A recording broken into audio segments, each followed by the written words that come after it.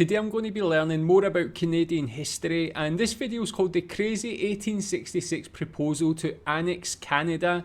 And it said in the description of this video that one US representative had the idea to annex Canada, so I'm not too sure what to even think about that idea. It's a long time ago. I guess these things were maybe more likely to happen, but again, it's another one of these times in history that could have changed the course of history if this actually happened, but not too sure how much it had a chance of happening. But let's check it out and we can learn about this. Since the 13 colonies broke away from the British Empire to form the United States of America, the remaining British colonies up in Canada would occasionally be concerned about the possibility of the United States taking over. Considering the United States did a lot of expansion in the 19th century out west and south and northwest, and if you consider the Pacific, I guess also southwest, it makes sense that there would be this sort of worry. However, the odds of that happening, whether from an internal rebellion or an external invasion, were basically near zero by the 1840s. After the War of 1812, America never invaded Canada again. Any changes to the US-Canadian border ended up being done diplomatically. But the last potential spark was during the American Civil War. During the American Civil War, there was a brief incident known as the Trent Affair, where a British royal steamer with 2 Confederate envoys was seized by the US Navy. The Confederates were hoping to convince Britain to intervene on their side in the Civil War, and that never ended up happening. But the brash response by the US Navy did upset the British Empire. While that diplomatic incident would be resolved eventually, there was that short fear of a second front of the American Civil War opening up with British Canada. US politicians were briefly enraged at the British Empire, and therefore British Canada, for a short period even after the Civil War over those heightened tensions, resulting in a lot of silly rhetoric. One representative from Massachusetts in particular, named Nathaniel Banks, in 1866 wrote a bill proposing that the United States would annex British North America, aka Canada. Now I want to be clear, this bill never passed any chamber of Congress, it wasn't even put up to a vote, it was just a written bill. But of course, when this written bill became public information, it just added to the fears of the US annexing Canada. It didn't help that starting from 1867, some Irish partisans wanted to coordinate raids into British Canada from the United States.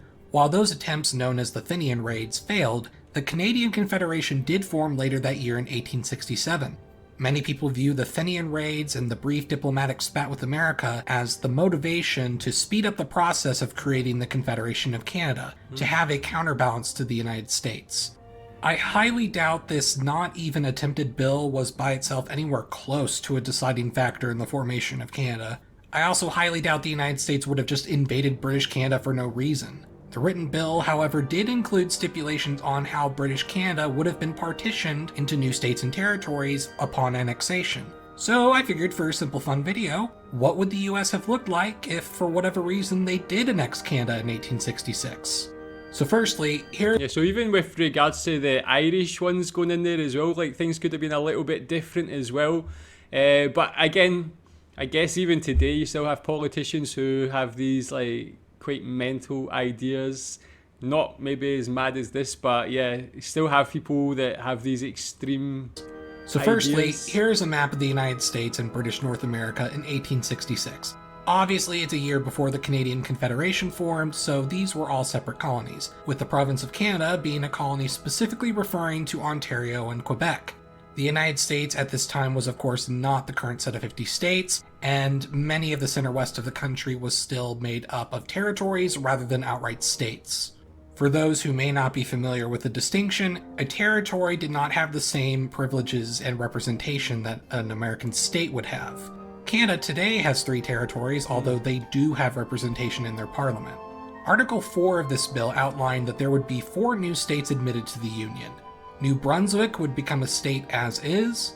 Nova Scotia would also be admitted as a state but would also be given Prince Edward Island. Lower Canada, or Quebec, would be admitted as Canada East and be given Newfoundland and Labrador. In addition, Canada East would be given the northern mainland territories east of the 80th meridian. Upper Canada, or Ontario, would be admitted as Canada West and granted territories on the mainland in between the 80th and 90th meridian. According to the same article, there would be 3 territories carved out of the rest of British North America. In between the border of Canada West and the 105th meridian would form the territory of Selkirk, which specifically goes north to the Arctic Circle. Then from the 105th meridian up to the Rocky Mountains, there would form the territory of Saskatchewan, but it would only go as far north as the 70th latitude. Then the territories west of the Rockies would form the territory of Columbia. The rest of this northern territory is not specified, so it's difficult to say what would happen here. But the bill does give Congress the right to adjust these territorial boundaries at any time, as well as vaguely imply these territories would be annexed like the rest. In the past, the United States has usually designated such leftover territories as unorganized territory, so I figure I might as well do the same here. Furthermore, the negotiations for purchasing Alaska from Russia were ongoing and ended in early 1867, so hypothetically, it's possible that this proposed bill would pass after these conclude, which means we'd also now add Alaska, creating the giant US-controlled North America that everyone always foams at the mouth over.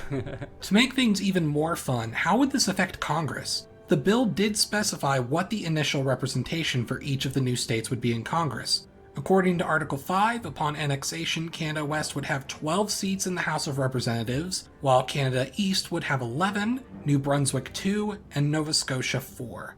Since the US updated the proportioned representation every 10 years, about 3 years after the previous census, these numbers would change in 1873. But hey, that's still 5 to 6 years. The Canadian political divisions were more complicated than just liberal versus conservative at the time, so I don't really have a proper way to guess who they'd elect to Congress, but for the 1868 elections, they wouldn't have changed the overall outcome regardless. But what about the presidential election? Well, the Electoral College number is just the number of Senate and House seats put together, so the blank electoral map for a hypothetical 1868 election would look like this. Then if we go by the votes of the closest Canadian provincial elections and match those to the two main parties, then a likely result is something like this. While it would be a boost for Seymour and the Democrats, ultimately Grant would still win the election. So overall, the US randomly annexing Canada is a fun, wacky idea, but it's very implausible, and it wouldn't have even likely have changed the outcome of the nearest election anyway. But either way, I hope you at least found this hypothetical interesting. I'm Emperor Tiger Star, and I'll see you guys next time. But yeah, tell me what you think about that. If you're from Canada, how different do you think life could have been today? I guess it would have been interesting to see how the culture of that area would have, like, how that would have formed and how that would have been different to like modern day Canada. Obviously Canada has its own defined culture being a separate country, but it would be interesting to see how the people would be different. Things like Quebec obviously would be, or that area would be very, very different as well. But it would be just interesting not just to think about it as how it looks geographically, but yeah, just how the people would be in that country, that huge country as well. Interesting to see that it just wouldn't really have an effect on the closest election to there as well, even with such a change. But yeah, tell me what you think about that as well. Is there any other crazy ideas that's been raised in either Canada or America that would have had similar effect throughout history, or any other things like this? Yeah, tell me what you think about this. Thanks.